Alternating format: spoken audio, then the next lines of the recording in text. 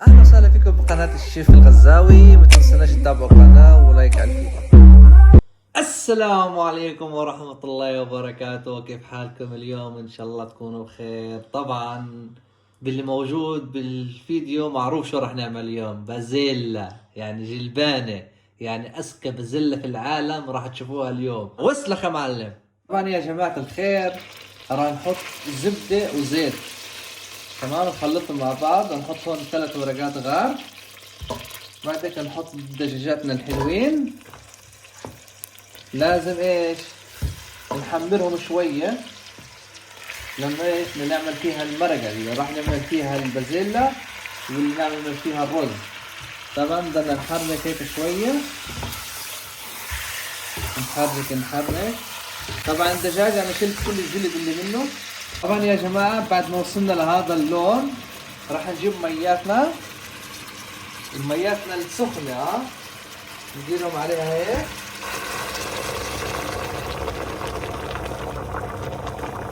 يا سلام، اسلخ يا معلم. انا راح احط الكمية كلها لانه راح احتاج مرقة للرز كمان منها. يا جماعة هون راح نبهر، راح نحط زي هيك هيل، راح نحط كمان ملح. طبعا الملح بالعين بحط هيك، تمام. الملح، فلفل اسود نص ملعقة صغيرة، الزنجبيل نص ملعقة صغيرة،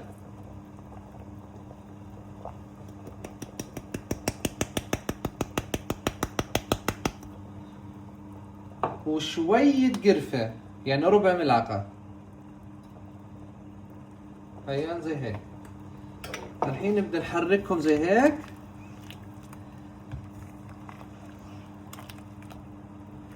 نحركهم زي هيك، خليهم 20 دقيقة. بعد هيك بنرجع لكم.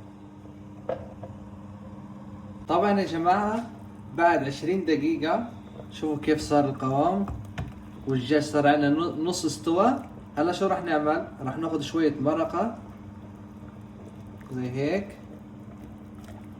هدول للرزات عشان نعمل فيهم الرز، يعني صحن كبير.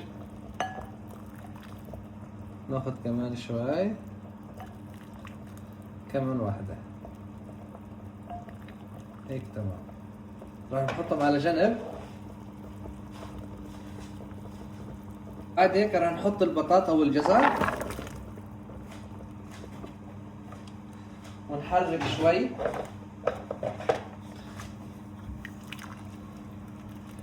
نحرك هيك معاهم.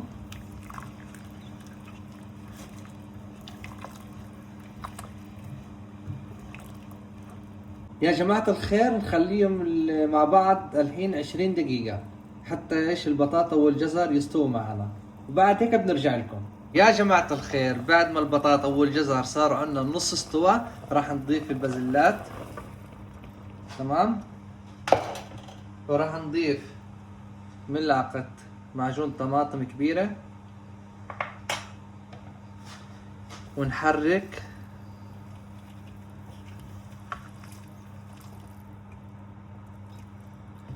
بدنا نحرك حتى ايش؟ يصير لون المرق احمر. هون بعد ما خلصنا تحريك وصار معنا المرق هيك لونه، هلا راح نغطي عليها ونخليها ايش؟ نص ساعة حتى يستوي معنا كل شيء.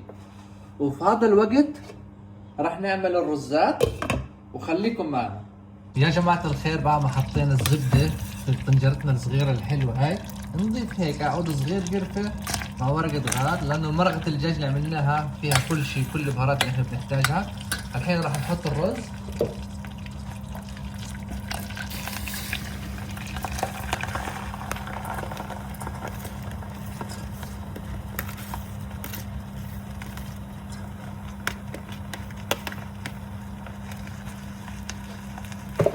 هيك نحرك.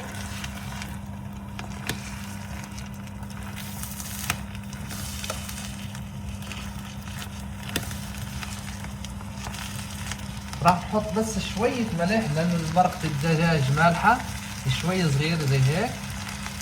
راح نحط برك ايش؟ شوية فلفل أسود. نضلنا نحرك فيهم. بهتم الدنيا. يلا مش مشكلة، الطبيخ هيك أصلا، الطبخ لازم الواحد يجيب العيد. يلا نحرك هيك، نحرك.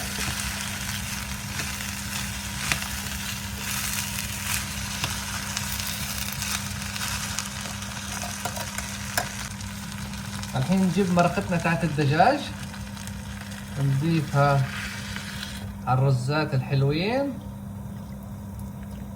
يا سلام. ونقلبهم شوية ونشوف كيف مستوى المرق لوين واصل. راح نضيف شوية مية سخنة بس حتى ايش المية تطلع لفوق شوية صغيرة بس.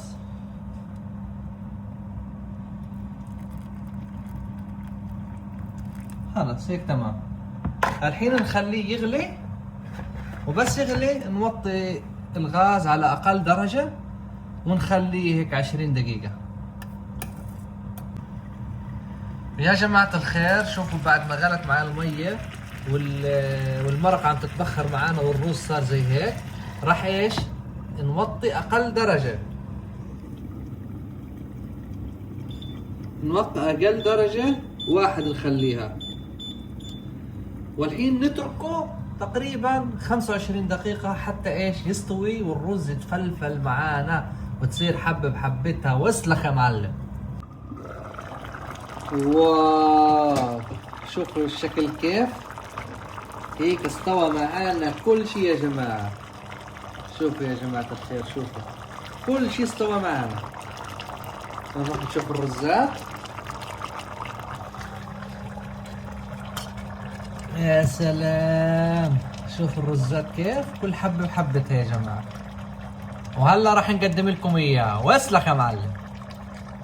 وهيك جهزت معانا البازيلا تاعتنا ولا الجلبانة كيما يقولوا اخواتنا الجزائريين حبايبنا. وهي أذكى بازيلا في العالم مع رز مفلفل مع دجاج منهنة. شوف كيف الدجاج منهنة، شوف كيف الدجاج، شوف أبيض أبيض. بسم الله. واسلخ يا معلم.